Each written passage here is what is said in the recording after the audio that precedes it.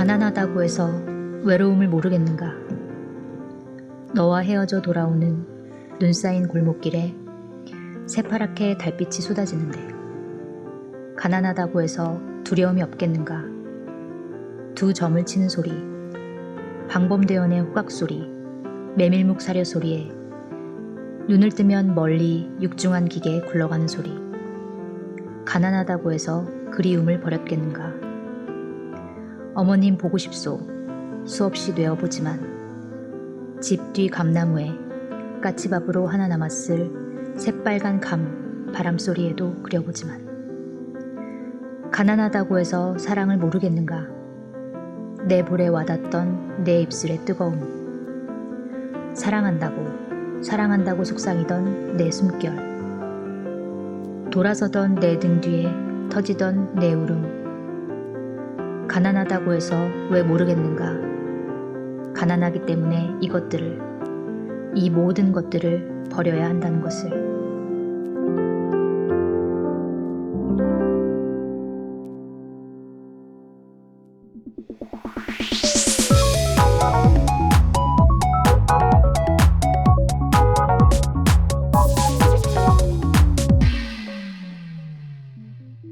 안녕하세요. 다닐 린드만입니다. 네, 안녕하세요. 송채경화입니다. 네, 송채 기자 혹시 네. 이제 여름 휴가 다가오잖아요. 네, 산과 바다 그 둘 중에 하나 골라야 된다면 어디로 가시겠어요? 전 당연히 바다죠. 그래요? 네, 저는 이제 바다의 넓은 이 바다 모습 보는 걸 굉장히 좋아하거든요. 네. 수영도 할 수 있고, 근데 산은 막혀 있잖아요. 그래서 전 바다가 좋습니다. 산 맨 위로 가면 다 보이잖아요. 저 등산 같은 거 하지 않습니다. 그렇군요. 운동 네. 싫어하는 여자네요. 운동 싫어하는 여자입니다. 네, 다니엘 씨는 어떠세요? 저도 바다로 가겠습니다. 네. 저는 왜죠? 서핑하고 수영을 너무 즐기고 있으니까. 맞아, 서핑한다고 하셨죠. 네. 그래서 네. 꼭 바다로 가는데 여러분 어디에 계시든 금요일 밤에 꼭 한겨레 라이브인과 함께 하시길 바랍니다. 네, 오늘도 벌써 어떤 얘기를 나누게 될지 참 기대가 되는데요. 시작해 보도록 하겠습니다.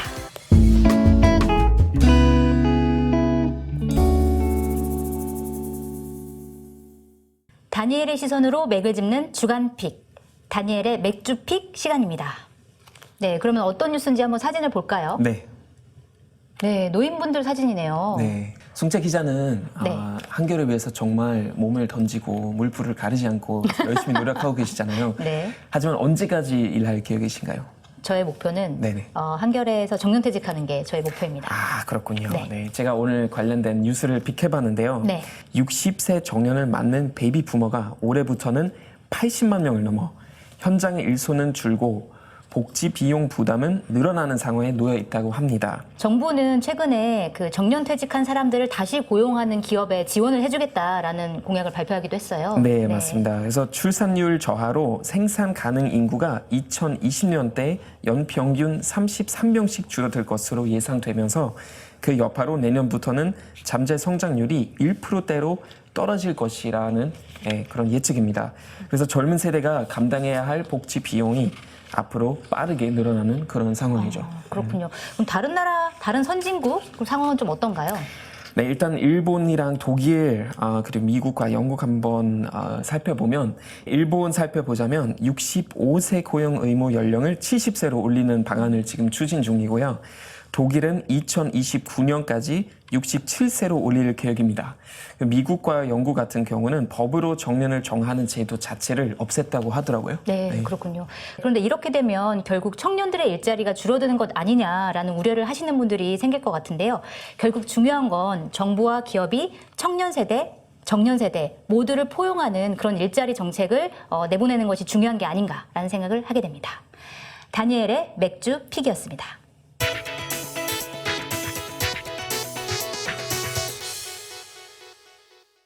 네, 오늘 이야기를 나눌 키워드는 복지한국 가능한가입니다.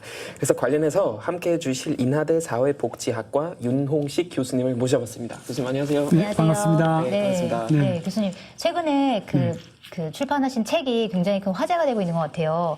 7년여의 연구 끝에 무려 1,800쪽에 이르는 한국 복지국가의 기원과 궤적이라는 책인데 세 권짜리 책이에요. 와. 근데 이 책에 대한 극찬이 막 쏟아지고 있는데 김현명 청와대 사회수석께서 뭐라고 말씀하셨냐면 한국 사회과학계의 기념비적인 책 중에 하나로 남을 것이다 이렇게 얘기를 하기도 하고 뭐 여러분들이 굉장히 많은 평가를 해주셨는데 이렇게 어마어마한 분량의 책을 진짜 집필해야 되겠다라고 결심하게 된 계기가 좀 있으신가요? 사실 뭐 이 정도 그 1,800페이지를 집필할 생각은 전혀 없었고요. 아, 처음부터 계획한 건 아니셨군요. 한 300페이지 정도 이제 단행본 한 권을 좀 낼 계획을 갖고 있었습니다. 근데 네. 그 계기는 저희가 이제 다니엘 씨도 잘 아실지 모르겠지만 저 2010년에 저희가 이제 무상급식 논쟁을 한참 했었고 그랬죠. 그때 네. 이제 한국이 이제 본격적으로 복지국가로 가보자 이런 논쟁이 있었습니다. 그래서 네. 제가 10년, 11년, 12년 이렇게 이제 시민사회 운동을 하면서 전국을 돌아다니면서 이제 대중 강연들을 주로 했고 왜 이제 한국 사회에서 복지국가가 필요한가 이런 얘기를 했습니다. 근데 그 예들이 전부 다 뭐 예를 들면 독일의 얘기, 비스마르크의 얘기, 네네. 스웨덴의 얘기, 영국의 얘기였어요. 정작 한국에서 복지국가를 하자고 했는데 한국의 얘기는 하나도 안 하고 네. 왜 한국이 복지국가가 필요한지를 서유럽의 사례를 들어가지고 설명을 계속했고 어느 순간에 제가 그래도 한국 학자이고 한국에서 복지국가를 얘기하는데 한국에 대해서 전혀 얘기하지 않는 것들이 네. 이제 부끄럽다는 생각이 들었고 이제 그때부터 이제 준비를 시작했고 그러니까 길게 보면 한 10년 그 집필하기 시작한 건 그래서 한 7년 정도 된 것 같아요. 네. 그러면 세 건이면은 1,800페이지요? 그러면 거의 네. 반지 채왕 수준인데 정말 어마어마한 그런 위대한 작품과 저를 비교할 수는 없고요. 아니, 훨씬 더 중요한 네, 훨씬 더 작품인데. 중요한 작품인 것 네. 같습니다. 근데 이제 복지 얘기 저도 물론 이제 여기 이제 한국에서 활동하는 네. 독일 사람이니까 자주 듣는 키워드 중에 하나잖아요. 네, 근데 네. 저도 뭐 독일에서 물론 이제 세계 많이 뭐 걷는 그런 얘기도 많이 듣고 한국이랑 비교하는 그런 얘기도 많이 했지 사실 많이 들었지만 복지라는 거 과연 무엇일까라는 그런 생각도 많이 하거든요. 맞아요. 그 어떤 네. 정의라는 거 네. 그거 한번 좀 간단하게 좀 정리해 주세요.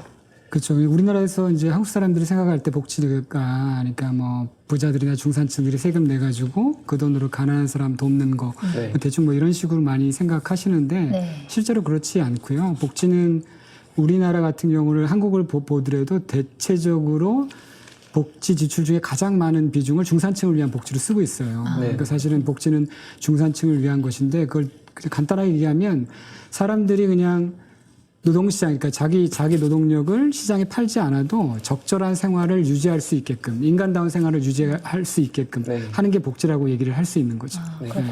저도 옛날에 독일에서 그런 교육을 받았거든요. 그러니까 네. 국가가 어떤 역할을 했냐면은 나chtwächterrolle라는 굉장히 어려운 단어인데요. 네. 그러니까 경비원 역할. 그러니까 어느 국가가, 정도 네. 어떤 사회적 경제 속에서 다들 경쟁하지만 이제 사회 좀 약자들 떨어지지 않게끔 어느 정도 기본적인 생활을 유지할 수 있게끔 도와주는 거는 이제 국가의 역할이라고 옛날에 이렇게 교육을 받은 거 기억나더라고요. 그렇군요. 네. 어쨌든 교수님께서 이제 쓰신 책들은 200년의 한국의 역사를 좀 훑어가면서 그 복지 체제들이 어떻게 변화해 왔는지에 대해서 조금 다루신 거잖아요. 네네. 그걸 좀 짧게 1,800페이지지만 짧게 설명하기가 어려우시겠지만 그래도 좀 간단하게 설명을 좀 반지 제왕의 부탁드릴게요. 줄거리 테마. 두 가지 핵심이 있는 것 같아요. 그러니까 복지는 단순히 돈을 걷어서 나눠주는 것이 아니다. 그러니까 복지라는 것은 그 나라의 자본주의나 경제가 어떻게 구조화되어 있고 어떻게 발전했는지, 네. 그 나라의 민주주의가 어떻게 발전했는지 이거와 굉장히 밀접하게 연관되어서 발전되고 있다. 그렇기 때문에 우리가 이제 복지국가를 하자라고 하는 거는 단순히 그냥 뭐 사회주치를 늘리고 돈을 많이 쓰고 이런 문제가 아니라 네. 한국 사회 경제 구조를 어떻게 바꿀 건지, 한국 사회 민주주의를 어떻게 더 심화시킬 건지, 뭐 이런 거와 연관되어서 바라볼 필요가 있겠다. 이런 네.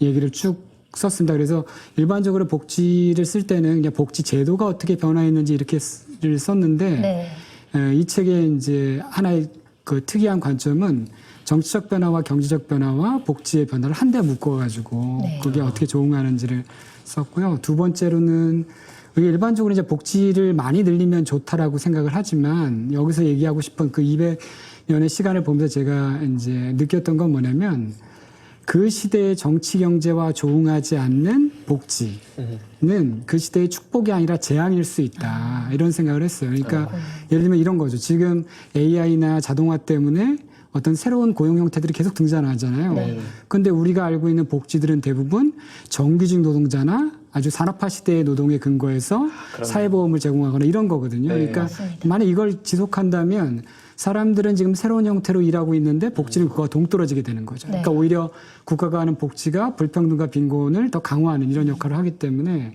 그러니까 정치, 경제, 복지가 하나의 벡터 안에 움직인다는 것과 시대에 적응하지 않는 복지는 축복이 아니라 재앙이다 이런 생각들을 책에서 이게 풀어냈습니다. 네.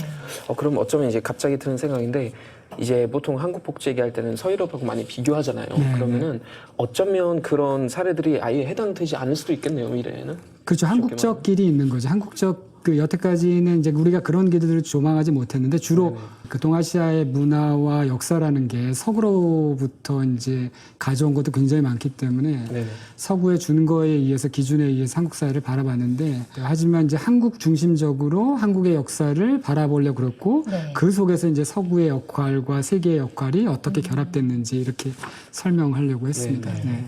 지금 교수님이 인터뷰하신 걸 좀 찾아봤는데 네, 거기 네. 보면은 중산층 중심으로 정규직 중심으로 그런 사회보험 제도가 발달이 되어 있기 때문에 사실 저 같은 경우에도 정규직이기 때문에 4대 보험 적용되고 네. 뭐 고용보험 내고 그다음에 국민연금도 내고 그래서 나중에 제가 받을 수 있는 혜택이 있는데 이렇지 못한 사람들이 지금 한국 사회에 더 많잖아요. 그러니까 그런 사람들을 위한 복지가 지금 제대로 되어 있지 않다라고 지금 생각을 하고 계신 거죠. 오해가 약간 있을 수 있는데 그럼 사회보험이 잘못됐느냐 정규직을 위한 복지를 하는 것이 잘못됐느냐 네. 그건 아니라는 거죠. 그건 다른 차원의 그건 다른 차원의 문제고 네. 왜냐하면 독일 같은 경우나 서유럽 같은 경우는 산업화가 이루어지고 소위 말해 포드주의라고 하는 산업화가 전성기에 제조업에 좋은 일자리가 많이 만들어지고 그러니까 그 사람들 정규직을 대상으로 사회보험을 하는 게 자연스럽게 모든 노동자를 포괄하는 이런 형식이 됐던 건데 네. 한국은 이제 후발 산업 국가이기 때문에 독일이나 뭐 영국이나 미국처럼 산업화가 100% 된 상태에서 탈산업화가 이루어지는 게 아니라 네.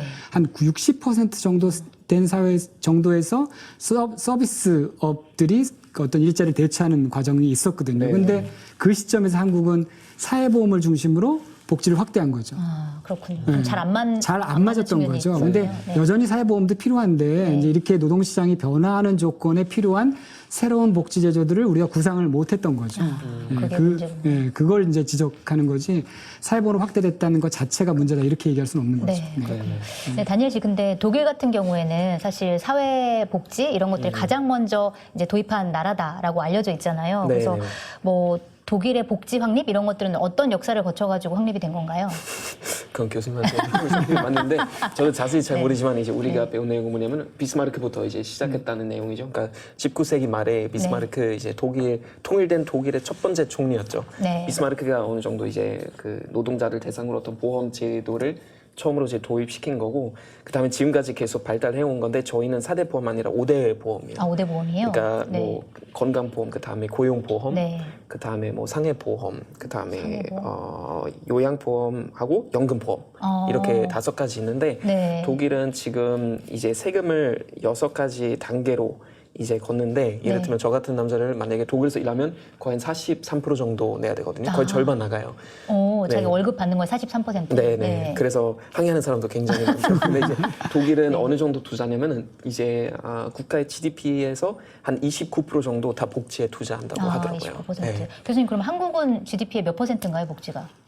저희가 지금 2018년 기준으로 11.1%입니다. 굉장히 독일과 비교하면 굉장히 낮네요. 굉장히 낮고. 네. 근데 아까 이제 독일도 말씀하셨는데 사실은 비스마르크가 사회보험을 이제 최초로 제안을 했잖아요. 근데 네. 그것도 마찬가지로 뭐 단순히 노동자들을 위한 것이 아니라 사회주의라는 당시의 그런 네네. 자본주의에 대한 저항하는 이런 네. 세력들을 무마하기 위해서 맞아요. 네. 사회보험을 했고 또 하나는 독일 중화학공업들이 영국에 굉장히 뒤져 있었어요.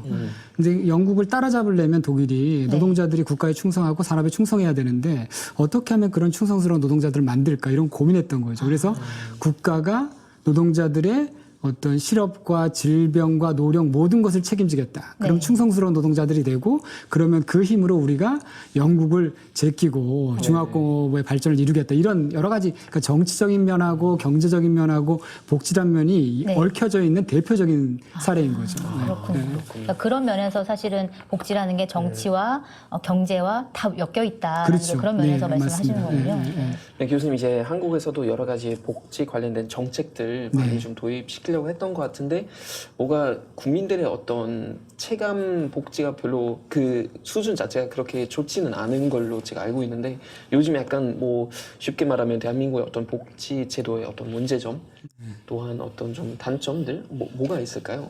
그럼 사실 우리나라도 5대 보험이죠. 그러니까 요양보험까지 해서 독일하고 굉장히 유사한 보험 체계를 갖고 있는데 5대 보험인가요? 네, 그러니까 우리도 이제 장기 요양보험이 들어와 있기 때문에 독일하고 이제 거의 유사합니다. 유사한데 이제 그 형식은 없는 복지제도가 없을 정도로 굉장히 다양한 복지제도가 있죠. 제도 있는데, 자체는 제도 있어요. 자체는 굉장히 많이 도입됐는데 네. 아까 이제 독일이 한 GDP 대비 한 28%, 27% 정도가 되는데 한국은 11.1%니까 네. 우리는 제도에 대한 문제이기보다는 두 가지 문제인데 하나는 양의 문제, 어떻게 하면 사회지출의 양을 늘릴 것인지에 대한 문제가 있고 또 하나는 각각의 제도 간의 정합성들이 약간 떨어지는 문제가 있어요. 네. 그러니까 독일이 제도를 발전시킨 거는 독일의 역사적인 과정 속에서 누적된 거잖아요. 근데 우리는 필요한 것들을 임기응변식으로 서구에서 이렇게 가져오는 방식으로 제도를 만들었죠. 네. 그러니까 이게 때로는 영국식 제도를 가져오고 때로는 예를 들면 스웨덴식 제도를 갖고 오고 때로는 독일식 제도를 갖고 오고 이게 이제 믹스가 혼종되어 있으니까 이 제도들 간의 정합성을 어떻게 할 것인지의 문제, 그다음 양적으로 어떻게 확대할 것인가 문제 이런 문제들이 있는 거죠. 한국에서는 그런 역사가 없다 보니까 여기서 가져오고 저기서 가져오고 하다 보니까 조금 시스템이 잘 악유가 안 맞는 그런 형식으로 되고 있다. 그런 말씀이신 것 그렇죠. 같아요. 우리가 걸어왔던 길이 있는데 우리가 제도를 설계하거나 새로운 제도를 만들 때 그건 뭐냐면 지금 한국 사회에서 한국 사람들이 직면하고 있는 다양한 사회 위험에 어떻게 대응할 거냐를 우리의 역사 속에서 천착하고 만들어야 되는데 그렇지 못했고 네. 그런 문제들을 서구의 경험을 가져와서 제도를 만드는 방식이었죠. 네네. 이런 부분에 대한 이제 문제가 있다라고 보는 겁니다. 그 요즘 이제 그 기초자치단체 그 현금성 복지 네. 논란이 있잖아요. 서울시 우리는 어떤 중구에서 네네. 노인들에게 10만 원씩 주는 그 복지 제도를 시행하고 있는데 옆에 있는 이제 구가 성동구. 네, 성동구가 이제 같은 동네에 사는 노인인데 이쪽에 산다는 이유로 받고 누구는 못 받고 그리고 성동구는 사실은 그 예산이 얼마 없기 때문에 줄 수가 네. 없는데 네네. 뭐 중구만 주면은 이거는 좀 약간 문제가 있는 거 아니냐, 형평성에 문제가 있는 거 아니냐 그래가지고 많은 기초자치단체들이 이 기초자치단체 현금성 복지에 대해서 조금 제재를 가하려고 하는 움직임이 또 일기도 하고 그런 움직임들이 있더라고요. 근데 또 한편에서는 우리가 기초자치단체고 우리가 자치권이 있는데 왜 우리 구에서 하는 거 우리 기초자치단체에서 하는 걸 왜 누군가 방해하냐라는 또 목소리도 있는 거고 그런 여러 가지 논란이 지금 벌어지고 있는 상황인 것 같더라고요. 네, 그거에 맞습니다. 대해서 어떻게 생각하시나요?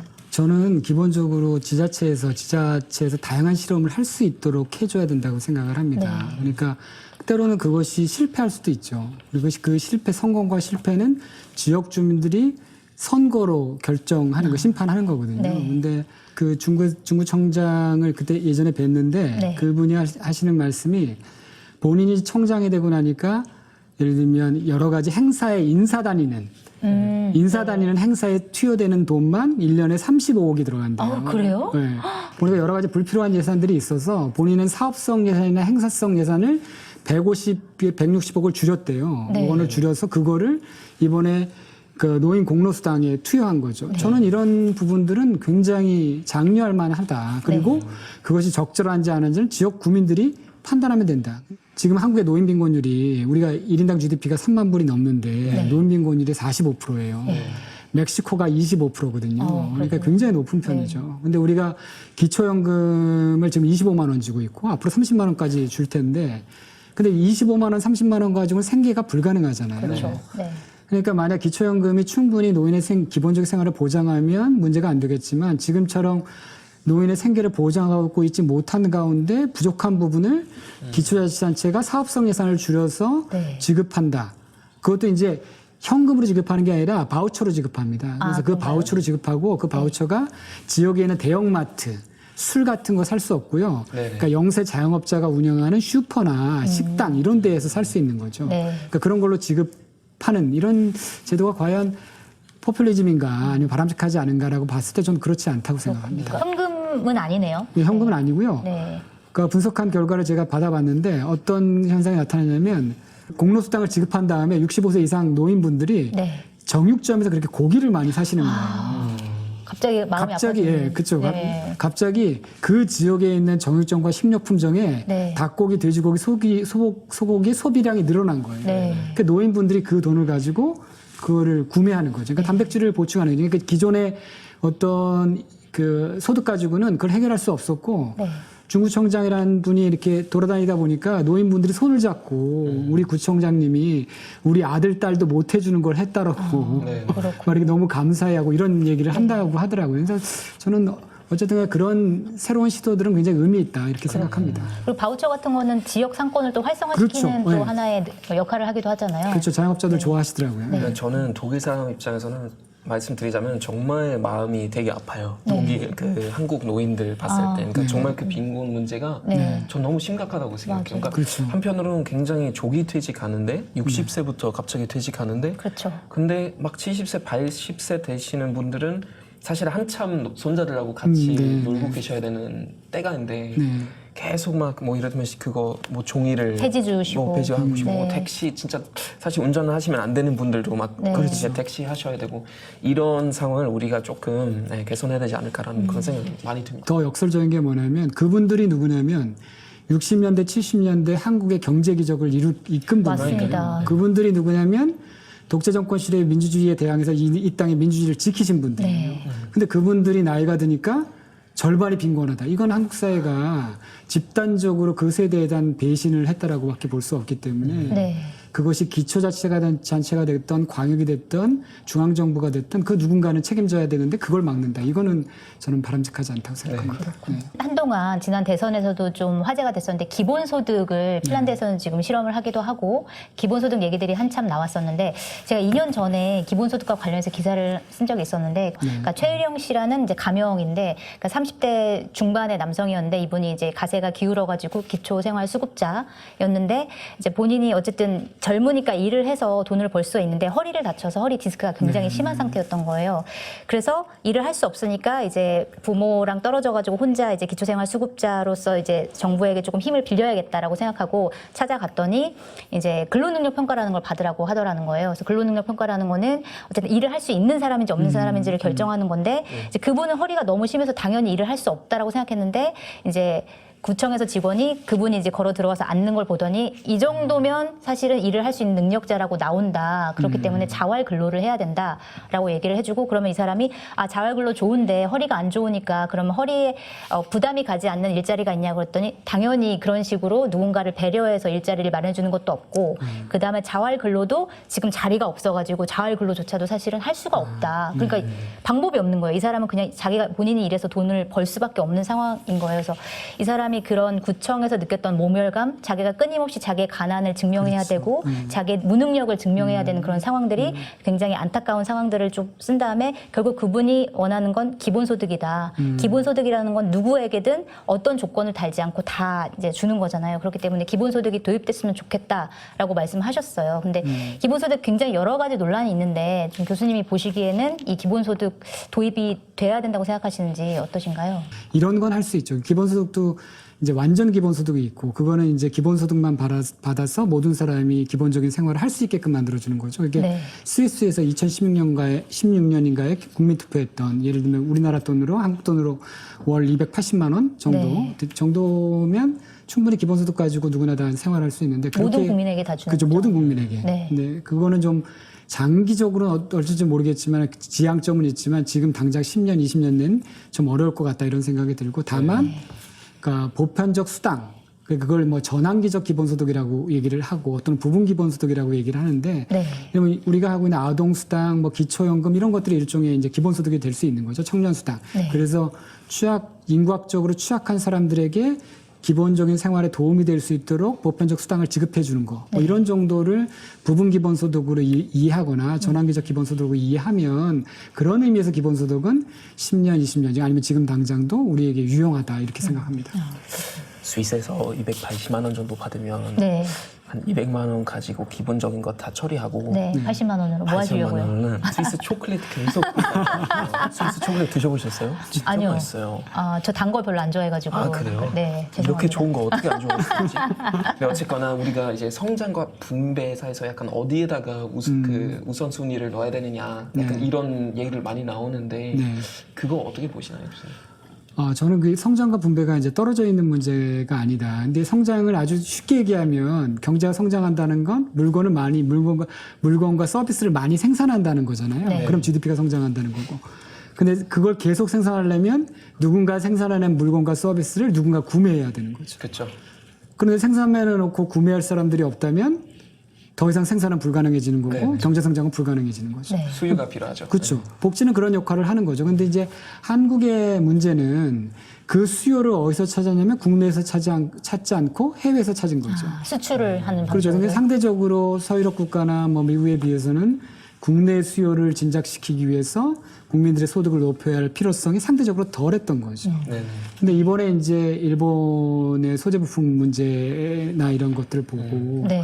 여러 가지 보호무역주의의 경향들을 보면 결국은 한국도 지속 가능한 성장을 하기 위해선 우리가 생산한 생산물과 서비스가 국내에서 이렇게 순환되는 조금 지금보다는 더 이런 그 어떤 경제 체제를 만들고 그 속에서 이제 복지가 중요한 역할을 할 수 있지 않을까 이런 생각을 합니다. 그래서 안 그래도 그거 질문을 드리려고 했는데 네. 이번에 일본 무역 제재 관련해가지고 한일 관계가 굉장히 악화되고 있잖아요. 네. 그래서 이게 굉장히 한국 사회의 위기다라는 얘기를 많이 하고 있는데 교수님께서 하신 인터뷰를 보니까 오히려 이런 상황이 한국적 상황에서 이제 복지를 형성하는데 굉장히 큰 기회가 될 수 있다라고 말씀하셔가지고 이게 어떻게 기회가 될 수 있지라고 이제 생각을 했는데 그거 부분을 조금 더 자세하게 설명해 주신다면. 한국이 1987년에 민주화가 일어났고 네. 그 시기를 경과하면서 한국의 발전 경로가 바뀌어요. 그러니까 그 이전에는 90년대 이전에는 국내 산업 관계의 연관성이라고 그래서 예를 들면 대기업이 성장하고 물건을 팔면 그것이 국내 부가가치로 떨어지는 그러니까 국내 중소기업도 예를 들면 네. 같이 이제 이익을 보는 이런 구조가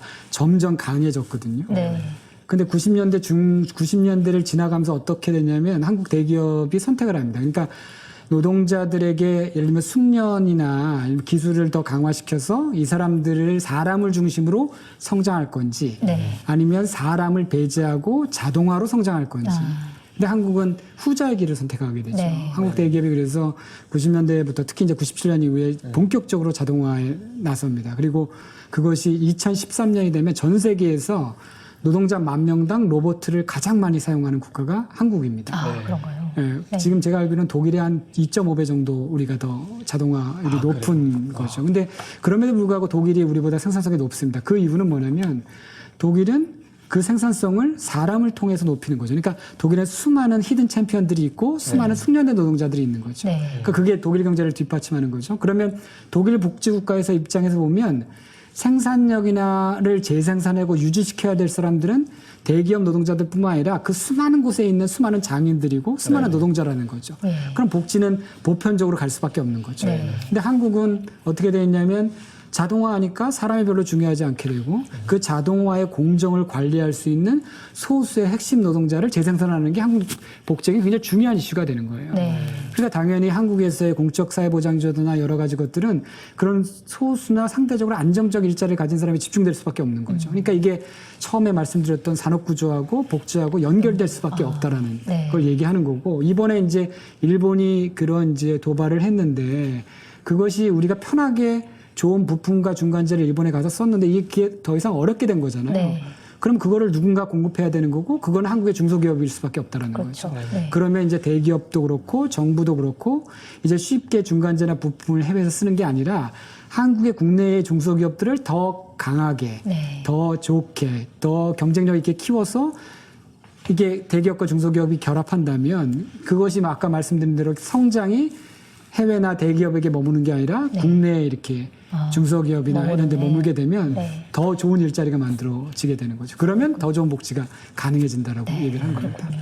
그리고 또 정치권에서 보면은 이게 뭐 아까 기본소득 얘기했지만 기본소득은 보편적 복지잖아요. 그래서 네네. 보편적 복지냐, 선별적 복지냐 이런 문제들, 그다음에 증세를 해야 되냐, 말아야 되냐 이런 부분들이 굉장히 논쟁적으로 이루어지고 있는데 이거는 우리가 이런 담론은 어떤 시선으로 바라봐야 되는 건가요? 근데 그게 이제 저는 선택의 문제가 아니라고 생각해요. 선택의 문제가 아니라고 생각하고 네. 모든 국민들이 그 사람이 어떤 고용 상태에 있든지 간에 어떤 사회적 지위가 있든 간에 기본 생활을 보장한다는 의미에서는 보편적이어야 한다. 그러니까 네. 건강에 대한 문제, 그다음에 빈곤에 대한 문제, 뭐 실업에 대한 문제 이거는 뭐 사회적 지위에 따라서 고용 지위에 따라서 차별을 둘 이유가 없는 거죠. 네. 기본적으로 보장해야 되는 거고 기본적 보장으로 되지 않는 부분들이 존재할 겁니다. 그리고 더 필요한 요구들, 특수한 요구들이 존재하는 경우도 있죠. 예를 들면 장애가 있는 가구라든지 여성 한부모 가구라든지 이런 가구들은 특별한 특별히 그 사람들을 위한 새로운 제도들과 특별한 제도들이 필요한 거죠. 거기는 이제 선별주의 제도가 들어가야 되는 거죠. 그러니까 선별주의나 보편주의를 선택하는 문제가 아니라 두 개를 어떻게 잘 결합하느냐 이게 과제가 되는 거지. 그건 선택의 문제라고 생각하지는 않습니다. 저는. 네, 그렇군요. 그 증세 부분에 대해서는 좀 어떻게 보세요? 증세가 좀 필요하겠죠, 아무래도. 우리가 평균세로 치면 OECD 국가의 중산층들도 거의 절반 정도밖에 내지 않아요. 그래서 그거를 더 낼 필요가 있는 거죠. 다만 우리나라 한국 같은 경우는 면세 지점에 있는 사람이 굉장히 많아요. 그러니까 예를 들면 임금소득이 있는 사람 중에 거의 40~50%가 세금을 안 내고 있거든요. 네. 그래서 저는 가난한 저소득층 저임금 근로자도 세금을 더 내라. 모두가 다 내야 된다. 하지만 네. 소득이 더 많은 사람은 더 많이 내라. 아, 그러니까 다 같이 내지만 네. 여유가 있는 사람은 좀 더 내는 방식으로 이렇게 증세를 좀 할 필요가 있겠다 이렇게 생각합니다. 법인세 같은 건 어때요? 그러니까 많은 분들이 이제 주장하고 있는 게 법인세, 기업에서 더 많은 세금을 내야 된다. 그다음에 금융세, 그러니까 사실 노동이 아니라 금융이나 뭐 부동산이나 이렇게 본인의 노동력을 투입하지 않고 벌어들이는 수입에 대해서는 더 많은 세금을 내야 된다. 뭐 이런 얘기들도 있잖아요. 그런 부분은 좀 어떻게 보세요? 그게 굉장히 논쟁적인 지점입니다. 네. 예를 들면 규모를 보면 GDP 대비 그 법인세 비중을 보면 한국이 OECD 국가에서 낮은 편이 아닙니다. 네. 그러니까 그 규모 자체는. 그런데 그게 왜 그러냐를 보면 노동자의 몫보다 기업의 몫이 크기 때문인 거죠. 그리고 예를 들면 전체 국민 소득에서 네. 노동자들이나 자영업자가 가져가는 몫보다 기업이 가져가는 몫이 더 큰 거죠. 네. 그러니까 당연히 GDP 대비 세금을 내는 비중이 기업이 높게 나타난 거죠, 한국은. 네. 그래서 OECD 그냥 평균 데이터를 보면 기업이 세금을, 법인세를 많이 내는 것처럼 나타납니다. 하지만 그 실상은 네. 국민이 벌어들인 소득 중에 기업이 가져가는 몫이 많기 때문에 일정 정도 한국 같은 경우에는 법인이 지금보다는 더 세금을 부담할 필요가 있겠다. 다만 이것이 이제 과연 그것이 성장이나 복지에 좋으냐 이런 부분에 대한 질문들이 있는 거죠. 왜냐하면 스웨덴이나 이런 나라들은 법인세 비중이 상대적으로 낮습니다. 그러니까. 그리고 소비세 비중이 높죠. 근데 우리는 소비세 비중이 상대적으로 낮은 편이고. 네. 그래서 어떤 법인세를 높인다 이런 그거보다는 어떤 것이 복지 친화적인 조세 구조냐 이런 부분에 대한 근본적 고민이 필요한 거죠. 요즘 독일에서 그건 네. 논란이에요. 그러니까 담배세 더 늘릴 예정이고요. 그다음에 이산탄소세. 이산화탄소를 배출하는 네. 뭐 기업이나 이런 데다가 세금을 더 내도록. 그렇죠. 그러니까 차량도 마찬가지예요. 차량도? 그러니까 차량 네. 운영하는 사람들한테도 좀 더 그 세금 많이 이제 달라고 하는 것 같아요. 이제 아무래도 이제 좀 지구 온난화 때문에 그런 문제 때문에 그러려고 노력하는 것 같습니다. 그러면 현재 그 문재인 정부 어떤 복지 정책에 대해서 어떤 생각을 가지고 계시나요?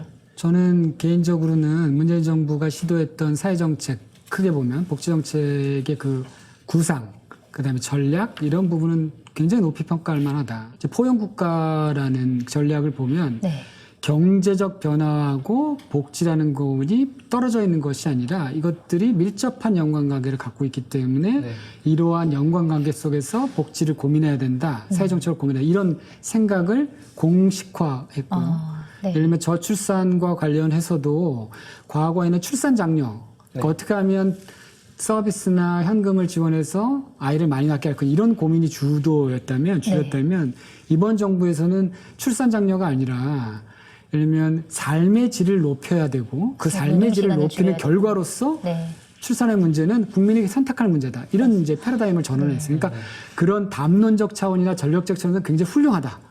하지만 문제는 이제 그거를 실천하느냐. 이 문제는 좀 이제 여러 가지 이제 비판적 지점들이 있는 거죠. 그러니까 중요한 거는 그렇게 이 정부가 얘기했던 방향을 어떻게 구체적으로 실천할 것인가에 대해서 좀 더 면밀한 고민하고 정책적 결단들이 필요하다 이렇게 생각합니다. 네, 그러면은 이제 지금 한국 사회에서 어떤 정치 경제적 환경에 좀 맞는 분배 체계, 그것도 아까 이제 말씀하셨던 것 같은데 그건 어떻게 그러면은 보면 되나요? 어떤 식으로 해야 될 것 같으세요? 그 두 가지 저는 이제 그걸 하이브리드, 그러니까 한국말로 하면 조각보 이불, 그러니까 여러 가지 그 조각들을 다 연결해가지고 하나의 이제 담요를 만드는 거죠.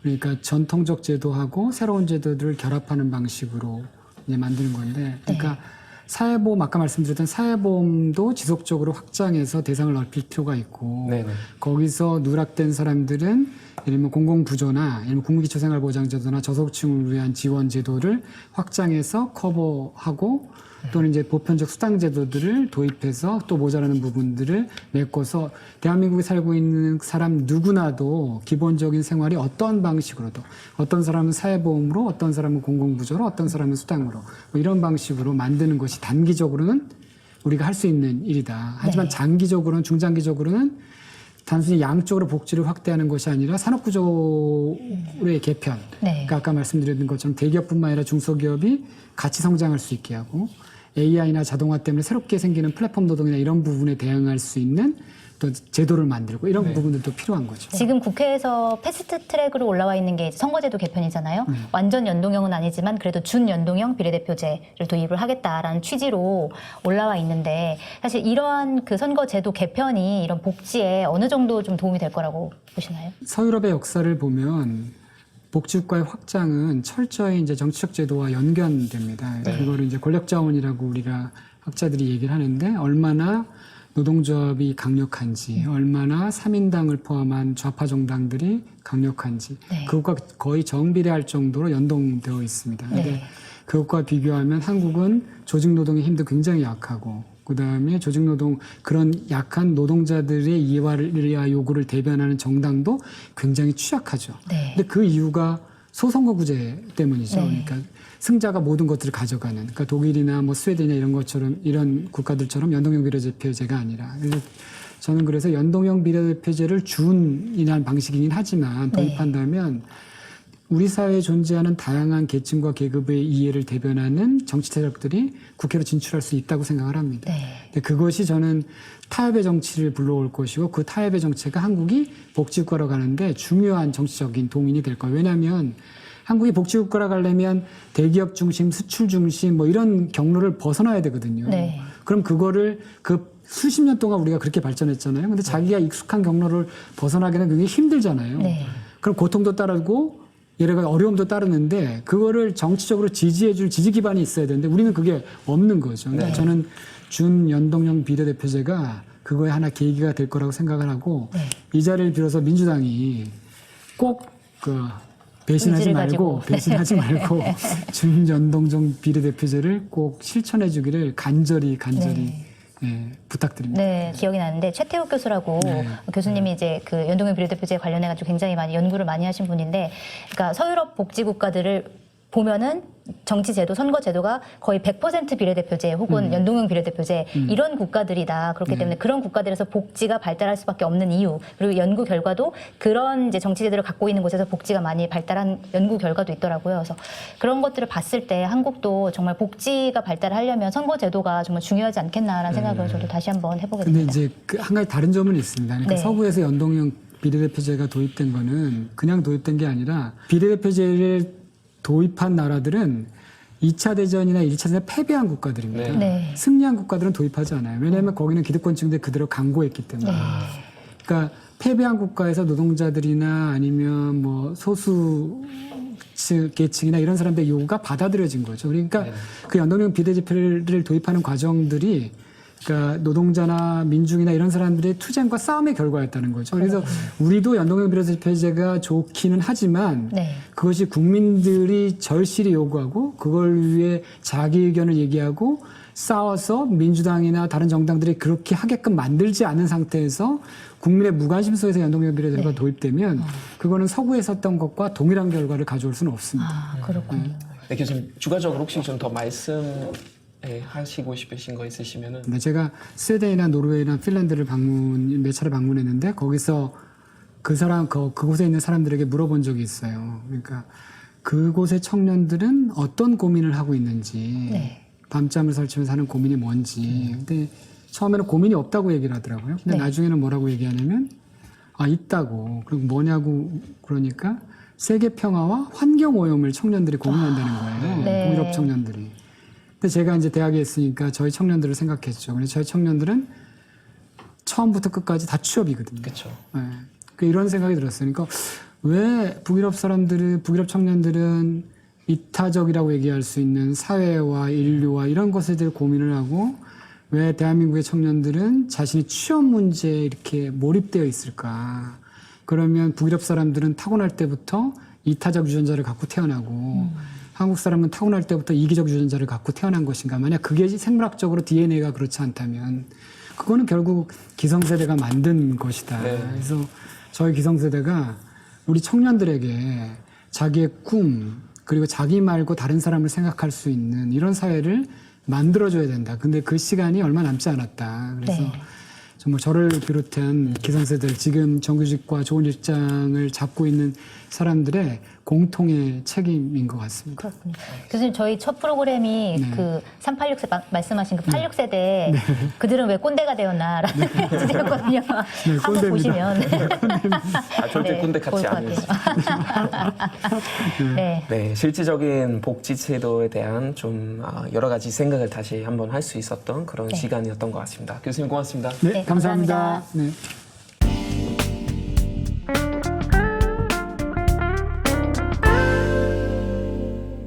오늘도 어김없이 찾아온 주성철의 Under the Sea. 오늘 네, 같이 해주셨네요. 네, 제가 간곡하게 부탁드렸습니다. 혼자 하기 민망하다고. 감사합니다. 네. 이번 주에 키워드 맞춰서도 영화를 하나 꼽아주셨다면서요? 네, 오늘 소개해드리고 싶은 작품은요. 나 다니엘 린데만.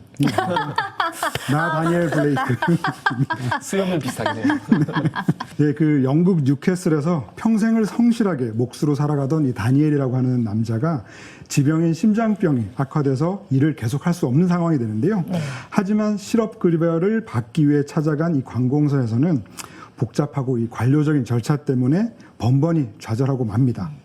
그러던 어느 날 이 다니엘은 두 아이와 함께 런던에서 이주한 싱글맘이죠. KT를 만나서 도움을 주게 되고 서로 의지하게 되죠. 하지만 그들의 미래는 암울하기만 한데요. 현재 영국 사회의 이 복지의 사각지대에 놓여 있는 사람들 아주 날카롭게 폭삭한 그런 작품입니다. 네, 자본주의 체제가 어떻게 인간을 배제하는지에 대해서 굉장히 좀 담담하게 그리고 사실적으로 표현했다라고 표현할 수 있을 것 같은데 심장병을 앓고 있는 다니엘, 싱글맘인 KT가 이제 서로 만나가지고 서로 이제 보듬는 과정, 그다음에 정부에서는 배제당했지만 서로 이제 인간적인 모습들을 서로 네. 안고서 가는 모습들을 보여주고 있는데 영국 상황이잖아요. 근데 그렇죠. 굉장히 한국 상황과 비슷하다라는 느낌을 받았고 실제로 켄 로치 감독과 굉장히 오랫동안 작업했던 폴 레버티 작가가 이 작품을 위해서 사전 조사를 굉장히 열심히 했는데요.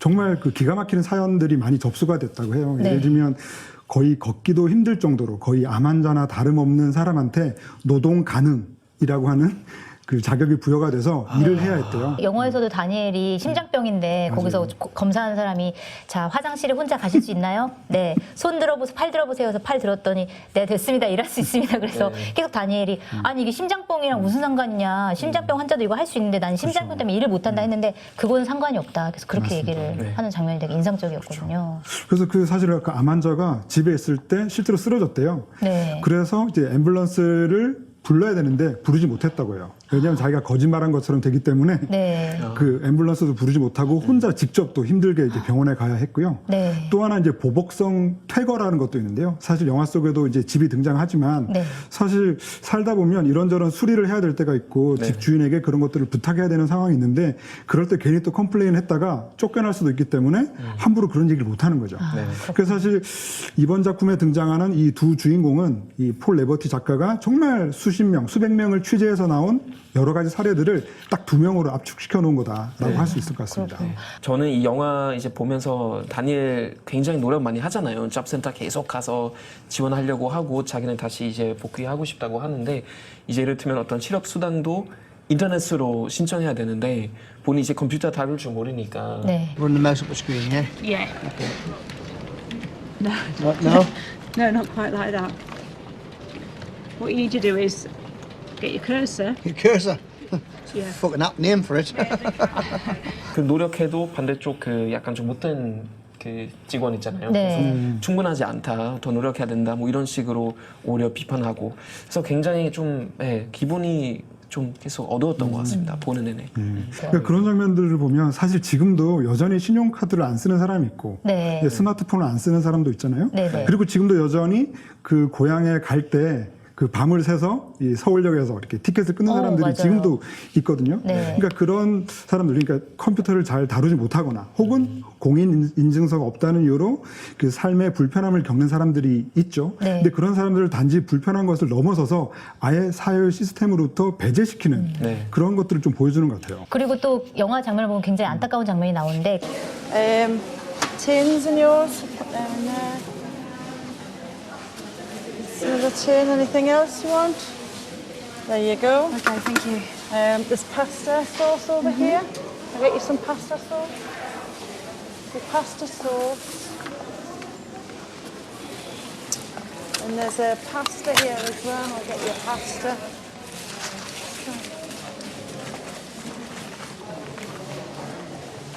Hey, pet, are you all right? What are you doing? What are you doing? Come and sit down. It's all right. It's all right. It's all right. Come and sit down. Sit down. It's all right. It's all right. You're okay. It's all right. 그 장면이 정말 너무 슬펐어요. 네. 그리고 이제 직원이 이제 좀 이렇게 다독여주면서 뭐 필요한 거 있냐라고 물어보니까 KT가 혹시 생리대는 없냐라고 물어보는 장면. 이 장면을 보면서 얼마 전에 한국에서도 이제 굉장히 이제 형편이 안 좋은 이제 소녀들이 생리대가 없어가지고 운동화 깔창으로 생리대를 쓰는 상황 이런 것들이 보도가 되기도 했었는데 참 마음이 아프더라고요. 이 식료품점에서 거의 쓰러지듯이 그냥 막 음식을 퍼먹는 장면을 연기하기 위해서 배우가 실제로 거의 하루 정도 굶었다고 해요. 그래서 영화를 보면은 완전히 창백하고 완전히 넋이 나간 표정이거든요. 그리고 그럴 때 또 켄 로치 감독의 연출 스타일이 돋보이는 것이 다른 작품 같았으면 꼭 그럴 때 뭐 쓰러지는 장면이라던가 뭐 이 얼굴 이런 것들을 막 클로즈업도 하고 막 그럴 텐데 네. 전혀 그렇지 않게 롱테이크로 그냥 한순간에 주저하는 장면을 되게 담담하게 그려내거든요. 네. 그런 장면들을 보면 아 역시 그 연출이 뛰어나다라는 걸 알 수가 너무 있죠. 현실적이었어요. 맞습니다. 네. 이제 그 KT의 딸 그 데이지 굉장히 좀 일찍 들고 네. 굉장히 좀 깨어 있는 그런 아이인 것 같은데 둘이 이제 대화하다가 데이지가 좀 학교에서 놀림을 당한다고 했더니 결국 이제 KT가 거의 매춘까지 가려고 하는 거잖아요. 맞아요. 그러니까 아이들한테도 과일 사주려고 하고. The girls at school are making fun of me. They're what? The girls at school are making fun of me. Why are they making fun of you? My shoes fell apart. Oh, did they? Oh, well, we can get you a new pair of shoes. We don't have money. Don't you worry about that. We can get you a new pair of shoes. 정말 이 부모의 네. 잘못이라고 하기에는 너무나 이제 이 사회의 그 복지 안전망 바깥으로 거의 낭떠러지까지 간 상황이라고 할 수가 있겠는데요. 네. 그래서 어떻게 보면 이 작품에서 이 매춘을 하게 되는 상황이 어떻게 보면 사회가 거의 강요하는 것 같은 그런 덤인 느낌까지 거죠. 들거든요. 네. 그래서 제가 이 영화를 볼 때 더 마음이 아팠던 것은 이 작품 속에서 그 매춘 포주처럼 등장하는 사람들이 너무 따뜻하게 느껴져요. 맞아요, 맞아요. Don't need to be nervous for me. I can see you're in pain. You don't need to be. All right. I'm going to help you. Okay. So, don't cry. Right. I don't want you to cry. I'm going to help you. I know the situation. Ivan's told us a little bit about you, and and that's what I'm here for. I am going to help you. 네, 오히려 그 관공서에서 일하는 사람들이 정말 못되고 막 딱딱한 반면에 힘들죠라고 하면서 막 그런 매춘을 권유하는 포즈들이 더 따뜻하게 느껴지는 것이 어떻게 보면은 와 과연 이게 제대로 된 상황인가라는 맞습니다. 질문을 던지는 켄 로치 감독 특유의 또 연출이었던 것 같습니다. 딸 데이지가 이제 아이들로부터 놀림 당하는 그런 것도 한국적 상황이랑 되게 똑같은 것 같아요. 왜냐하면 한국의 휴거라는 놀림인데 휴거 혹시 아세요? 잘 몰라요. 그게 휴먼시아 거지라는 뜻인데 휴먼시아가 임대주택, 임대 아파트를 일컫는 말이거든요. 그러니까 학생들이 아파트가 이렇게 나뉘어져 있어요. 임대 아파트가 있고 그냥 아파트가 있는데 그 임대 아파트에 사는 아이들을 휴먼시아 거지, 휴거라고 불리면서 놀리고 따로 놀고 같이 안 놀고 담장을 쳐가지고 서로 왔다 갔다 못하게 하고 뭐 예를 들어서 놀이터도 굉장히 더 안 좋은 시설의 놀이터가 있고 주차장도 따로 가야 되고 그런 식으로 분리하는 방식으로 한국에서는 작용하고 있거든요. 그러니까 아이들이 느끼는 박탈감 뭐 이런 것들이 한국적인 상황과 굉장히 비슷하다라는 생각도 하게 됐습니다. 그러네요. 진짜 비슷한 것 같아요. 그렇죠? 네, 이 영화 제목과도 관련된 장면인 것 같은데 이 어쨌든 다니엘이 본인이 얼마나 아픈지 증명해내지 못하고 결국 구직 활동가도 다 포기하고 이것저것 다 포기한 상황에서 이제 정부가 개개인에 맞는 복지를 좀 해줘야 되지 않냐라고 주장을 하면서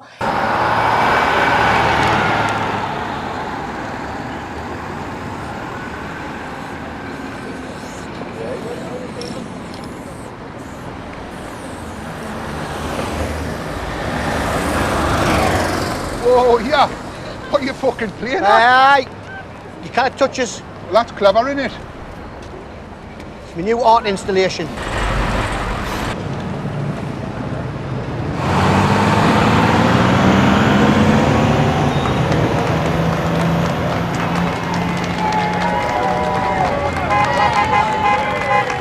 역시 그 장면도 굉장히 고전주의적인 방식인데요. 예를 들면 이 다니엘이 뭐 인터넷을 잘하면 뭐 SNS에 쓴다거나 혹은 한국이었으면 뭐 국민청원 게시판에 네. 뭔가를 썼을 텐데 역시 그런 걸 못하시는 분이니까 네. 네, 바로 그 관공서 벽에다가 막 써내려가는데요. 저는 그 장면이 굉장히 중요한 것 같아요. 그러니까 이 사회가 계속 복지를 또 뭐 축소하고 또 지속적인 이 민영화 정책이 이어지면서 갈수록 사람들의 자존감을 갉아먹고 있다는 생각이 들거든요. 맞습니다. 그러니까 다니엘이 나 다니엘 블레이크라고 얘기를 하고 네. 나 다니엘 린데만, 나 송채경, 나 주성철 네. 이렇게 당당하게 스스로를 호명하고 얘기할 수 있을 때 진짜 말 그대로 사람 사는 세상이 되지 않을까라는 생각이 들거든요. 근데 이제 그 영화 보다가 참 좀 많이 뭉클하고 굉장히 많은 생각을 하게 되는데 두 분 주로 이제 영화 보실 때 어떤 마음으로 좀 감상하시나요? 그러니까 이런 작품 만드는 거 사실 또 어떻게 보면 감독한테 굉장히 고마워야 되는 그런 작품이기도 하고. 네. 뭐 켄로치 감독에 대한 얘기를 좀 해야 될 것 같은데요. 올해로 벌써 나이가 83살. 아 그래요? 이신데 거의 해마다 영화를 만들고 있는 감독이고요. 대단하시네요. 올해 칸 국제영화제에서 이제 봉준호 감독의 기생충이 황금종려상을 탔잖아요. 네. 근데 올해도 경쟁 부문의 작품 한 편을 출품했을 정도로 정말 지금도 정력적으로 활동하고 계신데요. 황금종려상을 2번 수상하셨죠. 보리밭을 흔드는 바람. 그리고 바로 이 나 다니엘 블레이크로 3년 전 2016년에 칸 영화제 황금종려상을 수상을 했는데요. 별명이 블루칼라의 시인입니다. 언제나 뭐 노동자들을 위한 영화, 사회적 멋있네요. 약자, 노동계층, 이주민에 대한 작품들을 만들고 있고요. 네네. 제가 이 감독님 작품 중에서 특별히 좀 좋아하는 작품이 레이닝 스톤이라고 하는 작품이에요. 네. 그게 뭐냐면 하늘에서 비가 돌처럼 쏟아져 내린다는 의미인데요. 그만큼 영국 북부에 살고 있는 이 노동자들의 궁핍한 현실을 잘 담아낸 작품인데요. 딸의 성찬식을 위해서 이 드레스를 기어코 마련해 주려고 하는 이 아버지의 그 이야기인데 왠지 재밌을 것 같아요. 신부님이 굳이 그럴 필요 없다. 그 누구한테서 옷을 빌려도 되고 뭐 굳이 새 옷을 살 필요가 없다라고 얘기를 하는데도 그 아버지한테는 굳이 이 사채를 빌려서라도 딸한테 새 옷을 마련해주고 싶다라고 하는 것이 이 작품의 다니엘과 같은 그런 자기의 마지막 자존심인 거죠. 그리고 이 나 다니엘 블레이크 영화를 보면은 또 따뜻함이 묻어나잖아요. 그래서 사회나 정부는 이들을 외면하지만 사실 서로 어려운 이들끼리 서로 보듬는 장면이라서 다니엘 같은 경우에는 본인 전기세도 못 내는데 본인 전기세를 이제 KT한테 주고 전기세를 내라라고 하고 KT가 이제 진짜 살다 안 돼가지고 매춘까지 하게 되니까 또 찾아가가지고 여러 가지 또 의지가 되는 행동들을 하기도 하고 또 그런 상황에서 다니엘이 또 어려움을 처하니까 KT의 딸이 또 다니엘을 찾아가 손을 내밀고 그래서 결국 중요한 건 사람과 사람 간의 관계, 연대 이런 것들이 중요하다라고 알려주는 것 같아요. 이 영화가. 그 연대의 힘이 굉장히 중요한 것 같은데요. 실제로 이 영화를 보면 아까 말씀 나누신 것처럼 그 우리나라의 어떤 무상급식 문제라던가 네. 뭐 모녀 사건이라던가 뭐 생리대 문제 이런 그러니까 지극히 한국적인 현실도 많이 대입이 되거든요. 네. 굉장히 인간미가 넘치는 그런 작품인 것 같습니다. 자 이제 마지막에 다니엘가 쓰러져서 결국 이제 이 세상을 떠나게 되잖아요. 그래서 이제 항고 법정을 준비하면서 쓴 글이 결국 이제 자기 유언이 되잖아요. 그래서 이 유언을 한번 읽어드리면서 오늘 주성철의 Under the Sea 좀 마무리하겠습니다. 나는 의뢰인도 고객도 사용자도 아닙니다. I'm not a shirker, a scrounger, a beggar, nor a thief. I'm not a national insurance number or blip on a screen. I paid my dues, never a penny short and proud to do so. I don't tug the forelock, but look my neighbour in the eye and help him if I can. I don't accept or seek charity. My name is Daniel Blake. I am a man, not a dog. As such, I demand my rights. I demand you treat me with respect. 나 다니엘 블레이크는 한 사람의 시민, 그 이상도 그 이하도 아닙니다.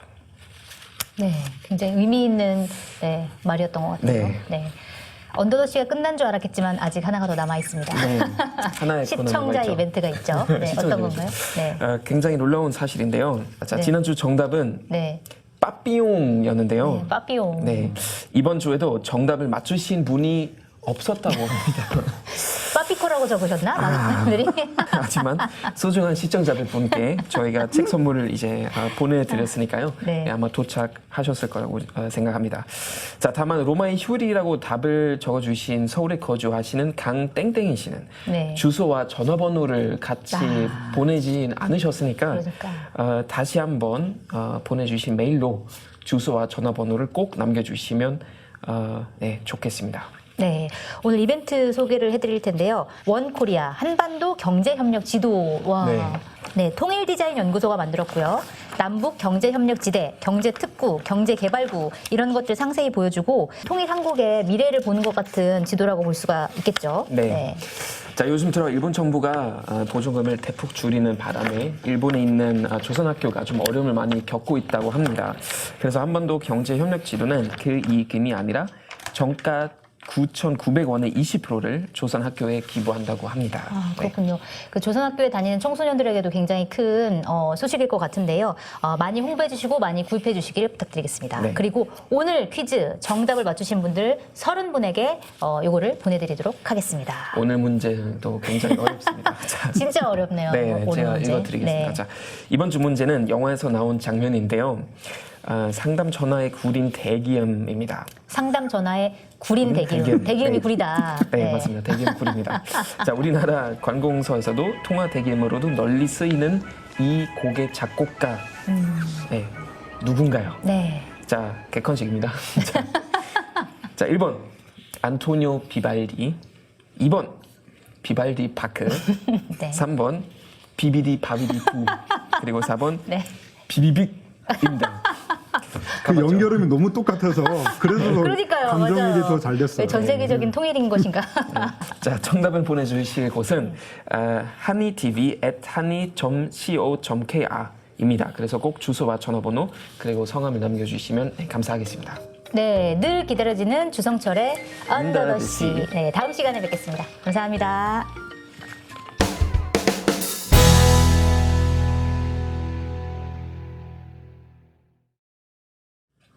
네, 라이브인의 또 하나의 순서 한겨레 21의 커버 스토리 21. 네, 오늘은 한겨레 21의 조윤영 기자님 나와주셨습니다. 안녕하세요. 안녕하세요. 네. 안녕하세요. 지난주에 방준호 기자가 군산 다녀와서 이야기를 해주셨는데 네. 이번엔 울산 동구에 같은 기간 6주 동안 있으셨다고 네, 들었는데 맞아요. 그 울산 동구라는 도시를 택한 이유가 있나요? 처음에 그 군산에 이어서 이제 2편의 도시를 선정을 할 때 굉장히 고민을 많이 했어요. 네. 왜냐면 이제 군산은 현대중공업 군산조선소가 이제 가동을 중단을 했고 한국 GM공장이 이제 폐쇄를 했는데 이 반면에 울산 동구는 여전히 그 현대중공업 조선소가 이제 돌아가고 있었기 때문에 네. 이 공장이 떠나간 도시라는 제목으로 울산 동구를 다루는 게 맞을지 고민을 참 많이 했어요. 네. 실제로 제가 울산 동구에서 만났던 시민들이나 이제 공무원, 노동자 분들도 공장이 떠나간 도시로 이제 울산 동구를 하는 건 좀 안 맞지 않느냐라고 이제 되물어 보실 정도로 울산 동구에 계시는 분들도 이 공장을 떠나보내지 못하는 이제 그런 오랜 정서들을 같이 공유를 하고 있었는데요. 네. 그러니까 저희가 주목했던 점들은 2015년 1월 구조조정이 터진 이후에 과연 울산 동구라는 산업도시가 어떤 변화를 겪었는지였어요. 네, 그러니까 공장이 떠나진 않았지만 구조조정 맞아요. 때문에 굉장히 많은 네. 분들이 공장을 떠나게 된 상황이었군요. 네, 그리고 이 4년에 걸친 긴 시간 동안 한 산업도시가 좀 어떤 변화를 겪었고 그곳에서 이제 살고 있던 노동자, 가족들, 자영업자들이 좀 어떤 변화를 겪었는지 오히려 더 긴 시간 동안의 흐름을 좀 살펴볼 수 있는 도시라고 좀 생각이 들어서 울산 동구로 저희가 이제 내려가게 됐습니다. 네. 그러면 울산 동구는 전 개인적으로 잘 몰라서 그런데 어떤 도시인가요? 동구의 동남쪽은 바다로 쌓여 있고 북서쪽은 이제 산으로 둘러싸여 있는 마을이었는데요. 이 2015년 남구랑 동구를 잇는 울산대교가 개통하기 전까지만 해도 차로 20분을 애둘러서 들어가야 하는 동네였어요. 그래서 울산 사람들은 동구를 가리켜서 섬 아닌 섬으로 이제 부르기도 했는데요. 이 1973년에 현대중공업이 들어서면서 동구가 이제 많은 변화와 발전을 겪었어요. 예를 들어서 이 70년대 이제 현대 백화점이 들어서고 80년대에는 사원 아파트들이 이제 올라가고 90년대는 현대중공업이 만든 문화복지시설이 이제 들어서기도 했죠. 그래서 약 46년에 걸쳐서 이 현대중공업을 중심으로 이 견고하게 이제 만들어진 이 산업도시라고 이제 볼 수 있어요. 네, 그렇군요. 그 공장이 떠난 도시 울산 동구 취재를 6주 동안 하셨는데 기사 내용을 좀 간단하게 소개를 좀 해주세요. 공장이 떠나간 도시 군산편에 이어서 저 역시도 4월 23일부터 5월 말일까지 약 6주 동안 이제 울산 동구에 이제 머물렀고요. 울산 동구에 살고 있는 약 37명 정도의 이제 자영업자, 노동자, 가족들을 만났고요. 실제 기사에는 이 중에 15명의 이야기가 담겨 있어요. 그래서 기사는 총 4개 막으로 구성이 됐고요. 네. 이 2015년 구조조정이 이제 일어난 이후에 이 과연 산업도에서 어떤 변화를 겪었고 그곳에는 사람들이 이제 겪었던 다양한 충격파와 변화상들을 좀 천천히 다시 돌아보는 기사였어요. 취재하시면서 굉장히 많은 것을 느끼셨을 것 같은데 이제 결론적으로 어떤 메시지를 좀 전달하고 싶으셨어요? 제가 만났던 울산 동구 주민분들은 굉장히 성실한 평범한 사람들이었어요. 이 위기의 원인은 이분들의 잘못도 아니었고요. 이 전문가들이나 학자들이 꼽기로는 이제 조선 산업의 이제 변화와 그리고 국내 조선사들의 공격적인 이 해양 플랜트나 이 선박 수주 그리고 국제 유가 하락과 같은 이제 구조적인 이제 원인이었지만 그 원인의 결과는 많은 노동자들이 이제 쓸려 나가는 그 결과로 좀 이어졌는데요. 그래서 이분들은 이제 위기 전에도 열심히 일을 했던 노동자들이었고 위기 이후에도 새로운 삶의 방식들을 끊임없이 찾아가는 사람들이었어요. 네. 그래서 이 사람들의 이제 삶의 변화들을 좀 어떻게 전달할 수 있을지를 고민을 많이 했는데요. 이 동구 바깥에 이제 이 외지 사람들은 동구를 보면서 1인당 소득 수준 1위 도시 아니면은 이제 정규직 노동조합라는 이제 이미지들을 갖고 동구를 이제 바라봤는데요. 제가 만났던 분들은 정규직이든 하청 노동자든 아내든 남편이든 굉장히 평범한 성실한 사람들이었다라는 점을 좀 전달을 좀 해보고 싶어요. 네, 그렇군요. 이 기사에 등장하는 인물들이 크게 5가지 유형으로 네. 나눠서 소개가 되더라고요. 좀 이 중에서 인상 깊은 장면이나 인물들이 있었다면 어떤 분들이 있으셨을까요? 우선 1막에서는 이 정규직 노동자들의 이야기가 나와요. 구조조정 이후에 이제 갑작스럽게 이 희망퇴직을 당하면서 이 중산층의 삶에서 이제 갑작스럽게 이 계층 아래로 이제 밀려난 사람들의 이야기였는데요. 네. 이 그들보다 먼저 더 빨리 밀려갔던 이제 하청 노동자들의 이야기도 좀 다뤘어요. 이 기성 언론에서 울산 동구가 겪고 있는 위기들을 이제 루포르타주 기사들로 많이 다뤘었는데요. 이 하청 노동자들의 삶의 하락, 연쇄적인 추락들은 상대적으로 배제되거나 아니면 소외된 측면이 강했다라는 제 인상이 강했는데요. 그래서 이야기에는 그들이 좀 어떻게 밀려났고 실제로 얼마나 이 고용 불안정이 삶의 불안정으로 이어지고 있는지에 대해 좀 주목을 했어요. 네.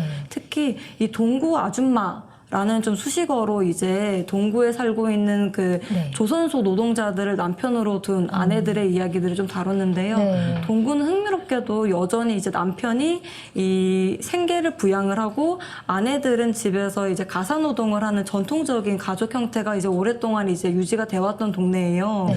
최근까지도 이제 그 울산시의 맞벌이 부부의 비율이 이제 전국적으로 가장 높은 수준을 기록했었거든요. 그래요? 그래서 이분들이 이제 남편들의 실직이나 퇴직으로 인해서 갑작스럽게 일자리를 구하고 이 남성 중심으로 이제 이루어졌던 산업도시에서의 재취업과 재교육의 이제 어려움들과 한계점들을 좀 다뤄보고 싶었어요. 네. 한 지금 자료 보니까 2018년에 한 해에만 울산태교에서 10사람이 직접 목숨을 끊었다고 하네요. 다리에서 떨어져서. 네, 이거 공장이 떠난 도시의 현실인가 봐요. 네, 그리고 비슷한 기간 동안 동구의 자살률은 이제 그 인구 10만 명당 33.3명을 이제 기록하기도 했는데요. 네. 울산 이 5개 구에서 가장 높은 증가율을 기록을 하기도 했어요. 네. 그래서 어떻게 보면 이 자살이나 이런 극단적인 시도 선택 뒤에는 이 많은 사람들의 이 연쇄적인 삶의 추락 있지 않았나 짐작을 좀 하고 있습니다. 네, 오늘 나와주셔서 감사드리고요. 다음 호의 2NE1도 기대해 보겠습니다. 네, 감사합니다. 고맙습니다. 네, 오늘도 굉장히 많은 이야기를 나눈 것 같은데요. 네. 오늘 윤홍식 교수님이 나오셔서 참 많은 이야기를 해주셨잖아요. 근데 네. 저는 개인적으로 제일 인상 깊었던 게 결국은 복지는 그냥 세금을 걷어서 그냥 무작정 나누는 게 아니라 네. 그 나라의 어떤 역사, 어떤 체제 이런 거 어떤 구성을 고려해서 만들어야 되는 그것이 결국 좀 되게 인상 깊었던 그런 말씀이었던 것 같습니다. 네, 맞습니다. 저도 동의하고요. 저는 복지라는 게 어떤 걸까라고 생각을 해봤더니 오늘 교수님도 말씀을 해주셨지만 자기가 어떤 처지에 있든 뭐 장애인이든 성소수자든 어떤 이념을 갖고 있든 어떤 직업을 갖고 있든지 간에 아주 기본적인 삶을 유지할 수 있는 이런 체제가 네네. 바로 복지가 아닌가라는 생각을 하게 됐습니다. 맞습니다. 네. 네. 오늘은 어떤 인생과 만나게 될지 기다려지는 순서죠. 네. 우리 이웃의 소중한 이야기를 사운드와 사진으로 엮어서 전달하는 한겨레의 다큐멘터리 프로젝트 원보이스 KR를 보시게 될 텐데요. 네, 탄광 공동체를 향한 꿈을 간직한 삼척여고 3학년 김수미 학생의 이야기인데요. 라이빈에서는 동시대를 살아가는 우리들과 더 많이 만나기를 소망합니다. 그리고 이번 시간부터 라이빈의 최초 공개 시간이 금요일 밤 9시로 변경된 거 아시죠? 라이빈 유튜브 구독과 좋아요 버튼 꼭꼭꼭 많이 눌러주세요. 네, 다음 이 시간에도 무게를 덜고 깊이를 더해 더 나은 모습으로 여러분을 찾아뵙겠습니다. 시청해주셔서 감사합니다. 오늘도 고생하셨어요. 오늘도 고생하셨습니다. 버튼 꼭꼭.